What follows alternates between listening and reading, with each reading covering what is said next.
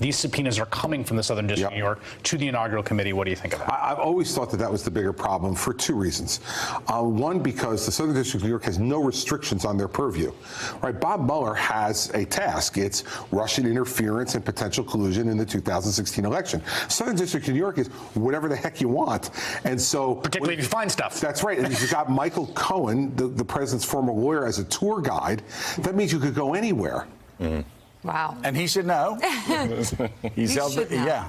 President Trump's inaugural committee is being subpoenaed for documents as federal prosecutors examine where the record $107 million fund came from and what, if any, benefits donors received.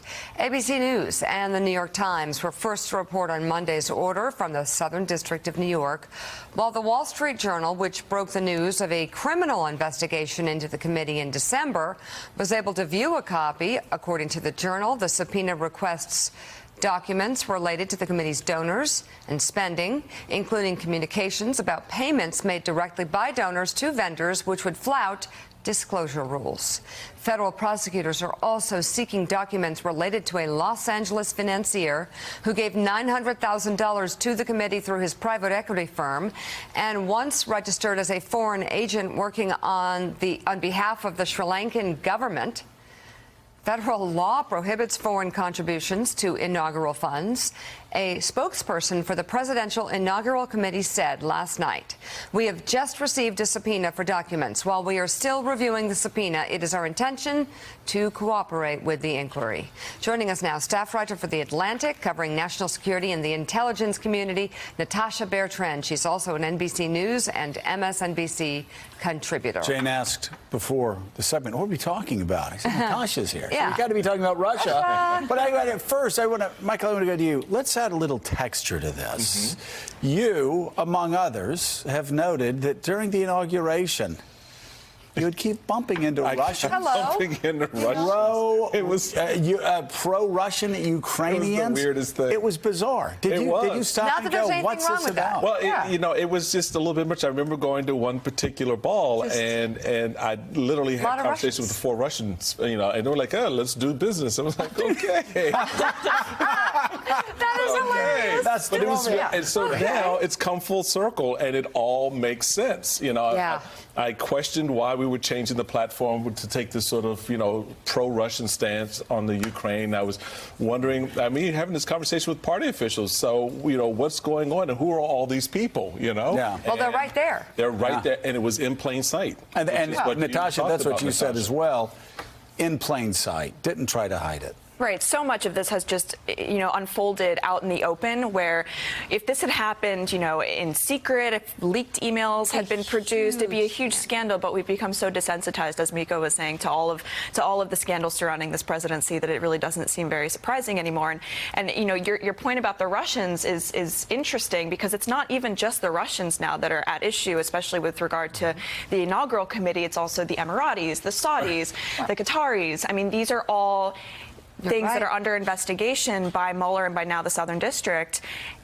Pay to play, whether or not they were buying influence before Trump took office. These are serious issues where we don't really know where the president's loyalties lie when he makes policy because of all of his conflicts of interest. But there, as my former law partner Michael Steele knows, there's not automatic guilt here. Foreign nationals can come to inaugural events.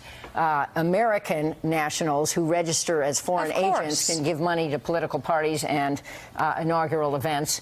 And it may smell a little bad here, but we don't know what the truth is. The interesting thing is the Southern District of New York does not report to Bob Mueller, does not report to the Attorney General, and whatever they find cannot be closed off by the President or the Attorney General. And Willie, what's also interesting is that whole different everybody in the Trump administration, starting with Donald Trump and the Vice President, lied about contacts between Russians and their campaign and their administration. Right. Time and again. Knew nobody in Russia. We didn't talk to the Russians. We talk to the American people, said Mike Pence. And then everybody went out and started lying about what Russians they hadn't talked to. And we don't know why. We don't know why they've lied time and again about that. That's what Robert Mueller's investigation is about. But you could ask questions, a laundry list of incidents. The president helping draft that memo about the Trump Tower meeting on Air Force One and lying about the content of it and changing their story later. But Natasha, as you look at this big Russia picture, Governor Christie said it well.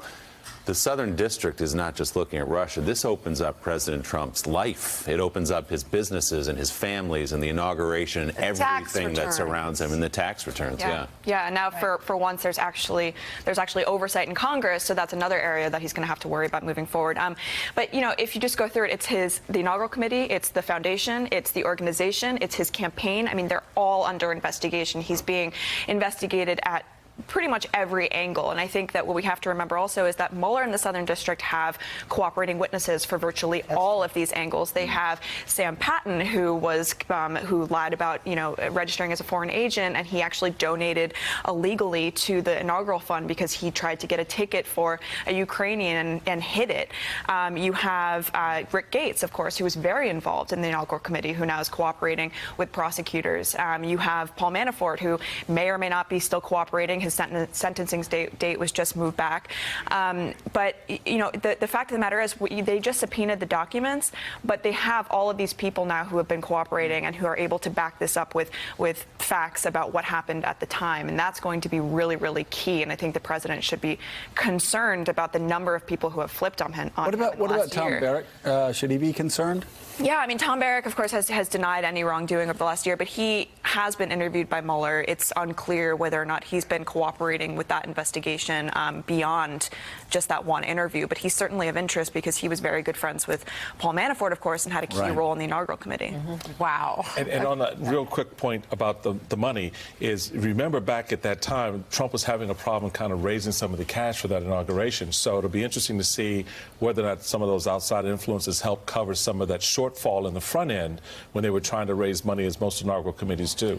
And he made up for it, got up to $107 million. They made up for it quick. Well, all right, final thoughts here. We have a minute left, so really quickly, and 18 people at the table in 5 seconds or less. What do you want to hear from the president tonight? I want him, he has the best stage he's ever going to have again in his presidency. I want him to reach for Congress and talk about ways to cooperate. And I think if he doesn't do that and he goes back into the rant about the border wall, he has totally squandered the opportunity. Natasha, the people you talk to every day on the Hill, what do they want to hear the president talk about tonight? Well, they want to hear him not declare a national emergency, and I think that, like you said, I mean, they don't want to hear him rail on the border wall or on Democrats. They want him to issue a unifying message. I think he will do all of that. I think he will. Really? I think he will rail a little bit. I think he will threaten or at least tease a national emergency because that's what he's got to do in that moment. He's not talking to the country; he's talking to that small. Willie, final thought. I agree with Chairman Steele. This will be a Stephen Miller speech. They talk about comedy. I hope he doesn't think it's going to be a comedy and do that, because that would be a joke. Joe?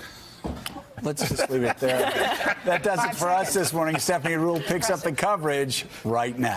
Thanks for checking out MSNBC on YouTube, and make sure you subscribe to stay up to date on the day's biggest stories. And you can click on any of the videos around us to watch more from Morning Joe and MSNBC. Thanks so much for watching.